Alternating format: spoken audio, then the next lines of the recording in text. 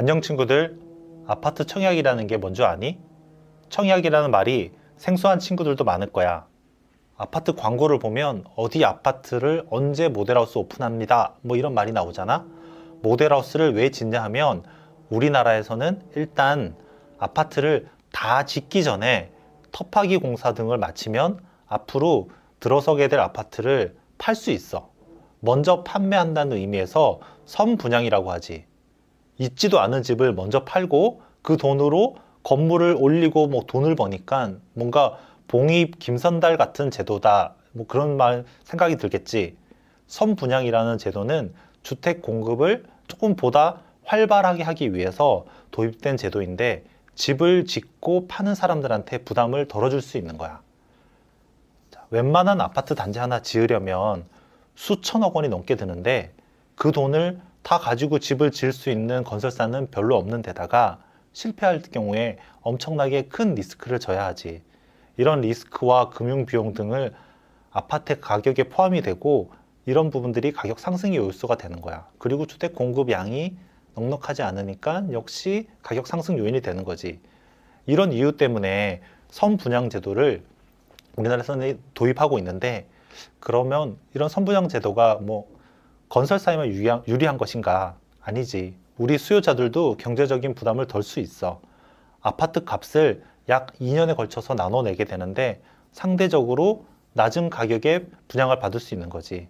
뭐 이렇게 말하니까 선분양 제도가 뭐 다 좋은 것처럼 들리는데 실물을 보지 못하고 집을 장만하는 거니까 뭐 하자나 뭐 부실공사 등을 확인하기도 어렵고 그리고 건물이 들어설 모습을 뭐 간접적인 어떤 모형이나 이런 걸로 이해해야 된다는 단점이 있어. 다소 불완전한 상품을 미리 사야 된다는 게 결정적인 단점이지. 뭐 디테일한 장점과 단점, 제도의 의의 등이 있지만 우리는 이런 제도들이 있다라는 정도만 이해하고 넘어가자고. 자, 그러니까 새로 짓는 아파트를 장만하려면 분양이라는 걸 받아야 되는 거고 분양을 받겠다는 계약을 신청하는 게 청약이야. 청약을 하는 사람들이 많으면 추첨이나 사전에 뭐 설정된 점수, 뭐 가점제 이런 걸 따라서 당첨된 사람을 결정하지. 그 당첨자가 계약을 맺으면 분양을 받았다고 하는 거야. 분양을 받을 수 있는 분양의 권리를 갖는 거지. 청약하는 방법이나 뭐 청약할 수 있는 자격 등의 이제는 제도적인 부분들은 딱딱하니까 굳이 여기서 설명하지 않겠어. 자, 일단 새 아파트를 장만하는 사람들이 얼마나 많고 어떤 변화들을 보이고 있는지, 어떤 지역에 어떤 아파트들이 인기를 얻고 있는지 동향을 파악하는 데 주력하려고 해. 일명 청약 시장의 동향이지. 흔히 아파트 시장을 기존 아파트들에 있는 매매 시장과 새로 지어질 아파트의 분양 시장, 청약 시장으로 나누긴 해. 자, 매매 시장은 재고주택, 이미 있는 주택이라는 표현으로 하기도 하고 흔히 자주 듣게 되는 아파트 시세니 매물이니 실거래가 뭐 이런 것들로 우리들이 관심을 가지고 있지. 신규 분양 시장은 분양가가 중요하고 분양가에 더해진 프리미엄, 웃돈이 포인트가 되는 시장이야. 선분양이라는 제도 특성상 분양권의 거래가 이루어지는데 분양을 받아서 입주할 수 있는 권리, 그거를 분양권이라고 하는 거야. 인기가 많은 단지는 분양권에 웃돈을 주고서라도 되사서 입주하고 싶어 하지. 그래서 프리미엄이 형성이 되는 거야. 그래서 신규 분양 시장은 돈이 많지 않은 우리 친구들이 분양을 받아서 웃돈을 얹어서 시세 차익을 노릴 수 있는 합법적인 시장인 셈이야. 분양가의 10% 수준의 계약금을 내면 계약자가 되고 계약자가 되는 권리인 분양권을 팔 수 있는 거지. 물론 분양권 거래가 투기 요소가 있는 만큼 과열된 지역에서는 분양권 거래를 금지하는 기간을 정부가 설정하기도 해. 여튼 신규 분양 시장은 분양권 거래나 새 아파트를 통한 내 집 마련 등의 이유로 많은 사람들이 관심을 가지고 있어. 우리 친구들도 돈이 없이 부동산을 할 수 있는 시장인 청약시장에서 분양권 거래에 관심을 가져볼 만하다는 거지. 그래서 이번 방송에서는 지난 10월에 청약시장이 어떤 모습이었는지 정리하고 살펴보도록 할게. 이를 통해서 우리 친구들은 얼마나 많은 사람들이 청약시장에 참여하고 있고 어떤 지역, 어떤 단지들이 인기를 끌고 있는지 알아보는 기회를 찾을 수 있기를 바래.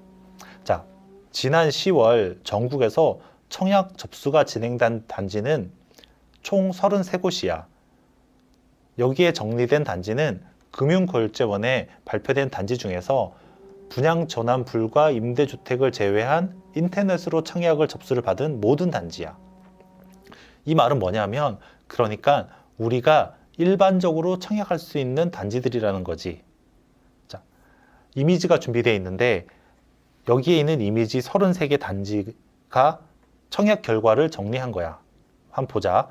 서울에는 항동지구의 2개 단지가 공공분양으로 청약을 받았고 경기도에서는 광주, 동두천, 의정부, 이천 등지에서 분양이 있었네.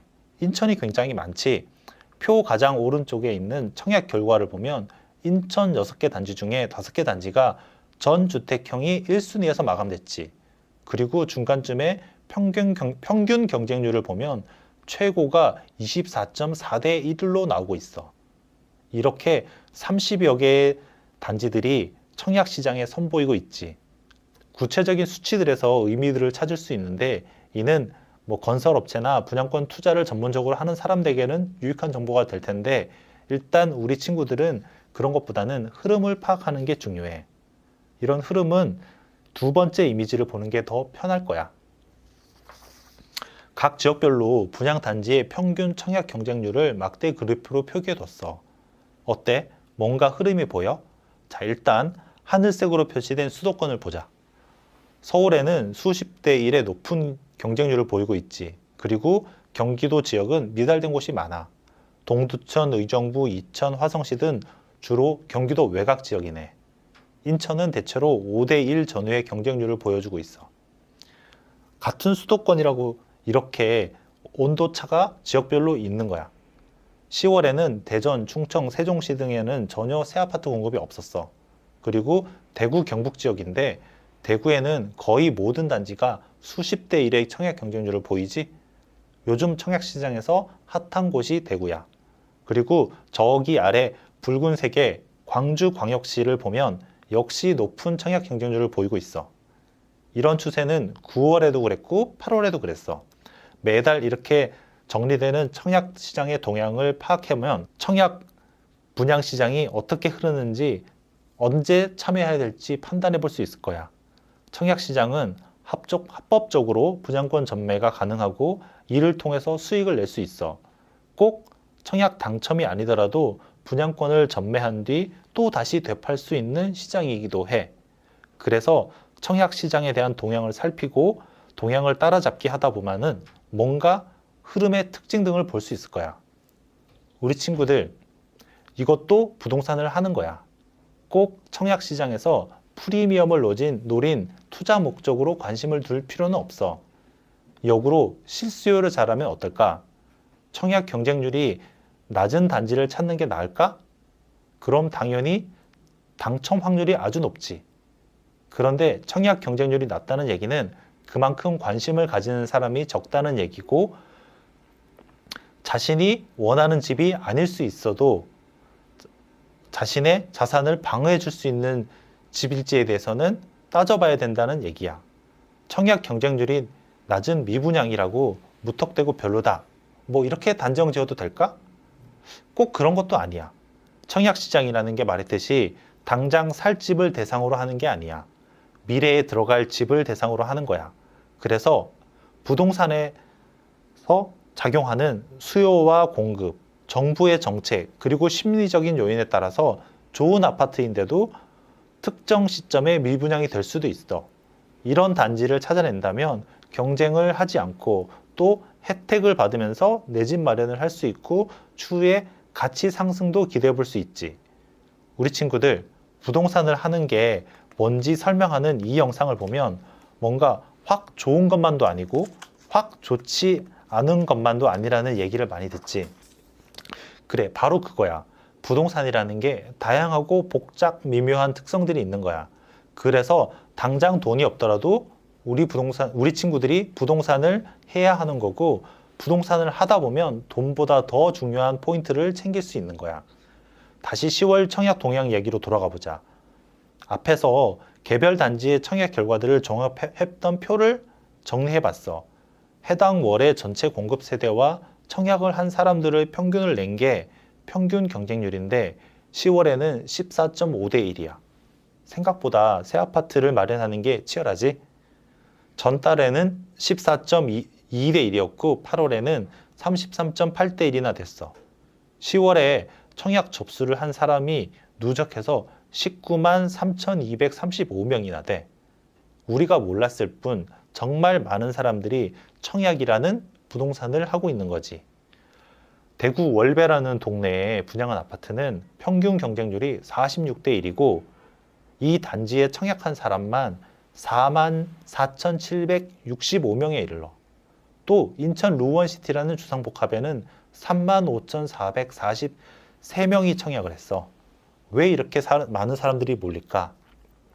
물론 사람들이 좋아할 만한 입지와 가치가 있으니까 몰리는 것도 있지만 한 단지에 3, 4만 명이 사겠다고 청약한다면 그게 어떤 단지든 추후에 가격 상승 여력이 있구나 단편적으로 생각해 볼 수 있을 거야. 물론 그 많은 사람들이 적정 분양가와 미래 가치를 오판했을 수 있어. 그렇게 많은 사람들이 오판할 가능성이 있겠어? 라고 묻고 싶겠지만 실제로 시장의 변수가 워낙 큰 데다가 군중 심리 등에 따라서 그런 경우도 종종 있지. 이 포인트가 바로 청약 시장에서 기회이자 리스크가 되는 거야. 최근 청약 시장의 흐름을 파악할 수 있는 비교 그래프들도 준비해 봤어.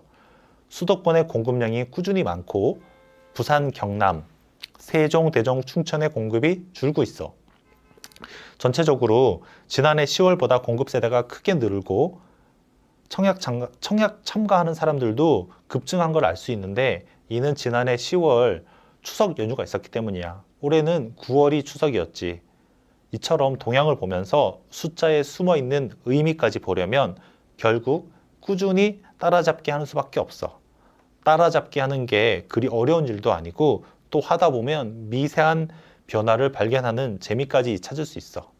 부담 없이 이 방송을 들으면 도움이 될 거야. 그럼 또 만나. 안녕.